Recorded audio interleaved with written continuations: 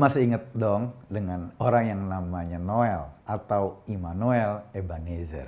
Yang kemarin rame tuh ketika gua debat di Kompas TV sama dia dan dia menjadi pembelanya Munarman.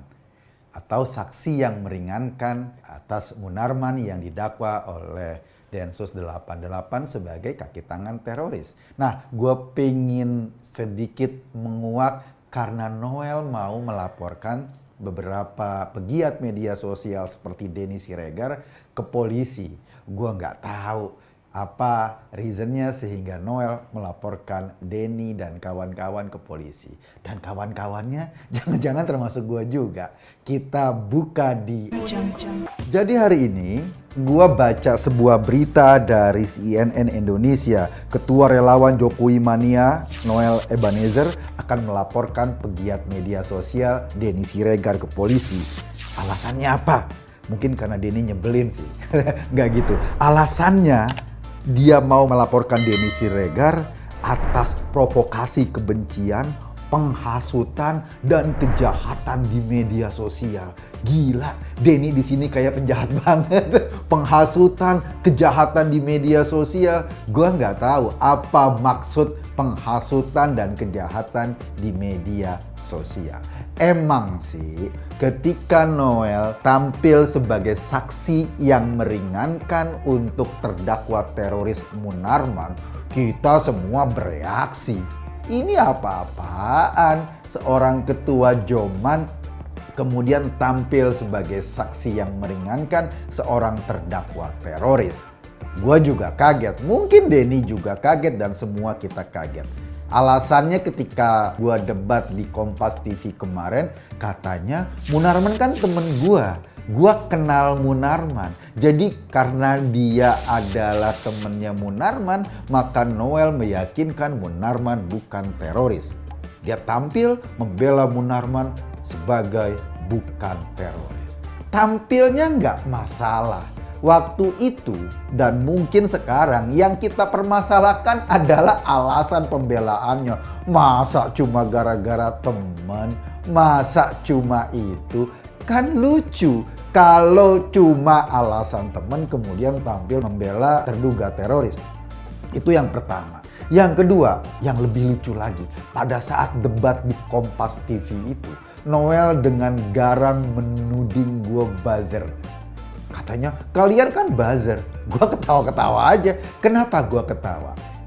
Noel, gue iya mendukung Jokowi, tapi juga kadang-kadang gue mengkritisi Jokowi misalnya. Atau mengkritisi banyak kebijakan-kebijakan menteri. Dan itu gue ungkapkan secara terbuka. Dan sebagai pendukung Jokowi, sampai saat ini, gua, Denny Siregar, Ade Armando, dan banyak teman-teman nggak pernah tuh duduk di jabatan publik, nggak pernah jadi komisaris, nggak pernah mengharapkan jabatan apa-apa. Dan lu kan komisaris. Jadi lucu kan, orang yang mendapat kompensasi politik atas dukungan politiknya, malah kemudian menuding orang lain sebagai buzzer. Udahlah, soal buzzer kita kunci saja, itu cuma cara ngeles saja, tidak bisa membantah argumennya lalu menyerang orangnya. Dalam istilah komunikasi namanya kill the messenger. Yang menarik sebetulnya adalah rencana Noel tadi melaporkan Denny Siregar ke polisi karena alasan-alasan tadi dan ingin dilaporkan karena melanggar Undang-Undang ITE katanya. Sebetulnya mungkin saja kesebelan Denny sama Noel itu gara-gara tweet-tweet Denny yang mempertanyakan posisinya sebagai komisaris BUMN. Komisaris sebuah perusahaan milik negara dan kemudian dia tampil, ujuk-ujuk tampil membela atau menjadi saksi yang meringankan seorang Munarman. Denny wajar nanya, komisaris BUMN kayak gini, ujuk-ujuk tampil menjadi saksi yang meringankan Munarman, dan kita tahu selama ini bagaimana peran Munarman untuk against terhadap berbagai kebijakan pemerintah, bahkan against atau melawan Pak Jokowi. Wajar Denny mempertanyakan, udah digaji sama BUMN kok? Gitu deh. Nah, mungkin gara-gara itu omongan Denny, kemudian Noel sebel. Karena apa? Karena tindakannya beresiko dia kehilangan jabatannya, kehilangan mata pencahariannya sebagai komisaris BUMN. Karena itu juga akhirnya Noel kemudian berencana melaporkan Denny Siregar dan kawan-kawan. Dan kawan-kawannya bikin deg-degan. Gua kawannya Denny, banyak juga kawannya Denny yang lain. Kita nggak tahu siapa dan kawan-kawan itu. Tapi oke lah, gue coba lacak-lacak Noel mau laporin gimana sih cara dia melangkah untuk melaporkan. Kabarnya, ini sekali lagi kabarnya, dia didampingi oleh tim advokat Nusantara, TAN, yang dibentuk oleh sebuah ormas namanya Kongres Pemuda Indonesia. Presiden Kongres Pemuda Indonesia ini namanya Pitra Ramadoni Nasution. Dan kita lacak, siapa sih sekarang Noel berteman dengan siapa? Atau siapa yang dijadikan partner oleh Noel untuk melaporkan Denny Siregar? Oh ya, ternyata tim advokat Nusantara tadi di bawah Kongres Pemuda Indonesia. Nah, Ketua Kongres Pemuda Indonesia itu namanya Pitra Ramadoni Nasution dan dia seorang pengacara. Selain mendampingi Noel, Pitra ini adalah pengacaranya Egy Sujana. Kenal dong sama Egy Sujana. Pitra juga adalah pengacaranya Kiflan Zain yang kemarin-kemarin itu teriak-teriak PKI seorang bekas jenderal. Dan Pitra juga yang menjadi pengacara Roy Suryo.